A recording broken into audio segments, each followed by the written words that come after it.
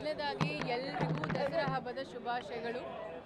ಇದು ನವರಾತ್ರಿಯ 2ನೇ ದಿನ ಆ್ಯಂಡ್ ಈ ಒಂದು ಅದ್ಭುತವಾಗಿರೋ ದಿನದಲ್ಲಿ ನನಗೆ ಈ ಒಂದು ಕಾರ್ಯಕ್ರಮಕ್ಕೆ ಆಹ್ವಾನ ಮಾಡಿದ್ದಾರೆ ದಿನೇಶ್ ಅವರು. ಮೊದಲನೇ ಬಾರಿಗೆ ನಾನು ಕೇಕ್ ಶೋಗೆ ಬರ್ತಿರೋದು. ಇವರು ಅಪ್ಡೇಟ್ಸ್ ಕೊಡ್ತಿದ್ರು ನನಗೆ. ಇನ್ಫ್ಯಾಕ್ಟ್ ಇವ್ರ ಜೊತೆ ಒಂದಷ್ಟು ಜನ ಇದ್ದಾರೆ ಇಲ್ಲಿ. ಇವರ ಒಂದು ಪರಿಶ್ರಮ ಈ ಒಂದು ಕೇಕ್ ಶೋ ಫಸ್ಟ್ ಟೈಮ್ ಅನಿಸುತ್ತೆ ಅಲ್ವಾ, ಈ ಒಂದು ದಸರಾ ಟೈಮಲ್ಲಿ ಮೈಸೂರಲ್ಲಿ ಕೇಕ್ ಶೋ ಎಕ್ಸಿಬಿಟ್ ಮಾಡ್ತಿರೋದು. ಸೊ ವಂಡರ್ಫುಲ್, ಕಂಗ್ರ್ಯಾಚುಲೇಷನ್ಸ್, ತುಂಬ ಚೆನ್ನಾಗಿ ಮಾಡಿದ್ದೀರಾ. All the very best. 100% and ಸಂಪೂರ್ಣವಾಗಿ this is dedicated to Mysuru ಮಹಾರಾಜರಿಗೇನೆ. ಆ್ಯಂಡ್ ಸಂಪೂರ್ಣವಾಗಿ ಒಂದು ಮೈಸೂರು ಪ್ಯಾಲೇಸು ಮಹಾರಾಜರು ತುಂಬ ಕಷ್ಟಪ್ಪ ಇದು ಮಾಡೋದು ಕೇಕಲ್ಲಿ.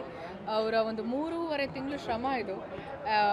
ಒಂದು ಸ್ವಲ್ಪ ಹ್ಯೂಮಿಡಿಟಿ ಜಾಸ್ತಿ ಆದರೂ ಮೆಲ್ಟ್ ಆಗ್ತಿದೆ, ಆಲ್ರೆಡಿ ಮೆಲ್ಟ್ ಆಗೋಕ್ಕೆ ಸ್ಟಾರ್ಟ್ ಆಗ್ತಿದೆ. ಸೊ ಐ ಡೋಂಟ್ ನೋ ಹೆಂಗೆ ಹ್ಯಾಂಡಲ್ ಮಾಡ್ತಾರೆ ಅವರು ಅಂತ, but this is wonderful, exquisite ಆಗಿದೆ. Thank you. ಮತ್ತೊಮ್ಮೆ ಎಲ್ರಿಗೂ ದಸರಾ ಹಬ್ಬದ ಶುಭಾಶಯಗಳು. ಬನ್ನಿ ವೀಕ್ಷಣೆ ಮಾಡಿ ಈ ಒಂದು ಕೇಕ್ ಶೋನ. Thank you so much.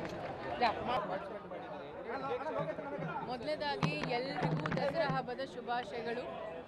ಇದು ನವರಾತ್ರಿಯ 2ನೇ ದಿನ ಆ್ಯಂಡ್ ಈ ಒಂದು ಅದ್ಭುತವಾಗಿರೋ ದಿನದಲ್ಲಿ ನನಗೆ ಈ ಒಂದು ಕಾರ್ಯಕ್ರಮಕ್ಕೆ ಆಹ್ವಾನ ಮಾಡಿದ್ದಾರೆ ದಿನೇಶ್ ಅವರು. ಮೊದಲನೇ ಬಾರಿಗೆ ನಾನು ಕೇಕ್ ಶೋಗೆ ಬರ್ತಿರೋದು.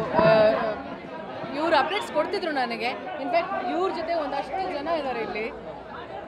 ಇವರ ಒಂದು ಪರಿಶ್ರಮ ಈ ಒಂದು ಕೇಕ್ ಶೋ ಫಸ್ಟ್ ಟೈಮ್ ಅನಿಸುತ್ತೆ ಅಲ್ವಾ, ಈ ಒಂದು ದಸರಾ ಟೈಮಲ್ಲಿ ಮೈಸೂರಲ್ಲಿ ಕೇಕ್ ಶೋ ಎಕ್ಸಿಬಿಟ್ ಮಾಡ್ತಿರೋದು.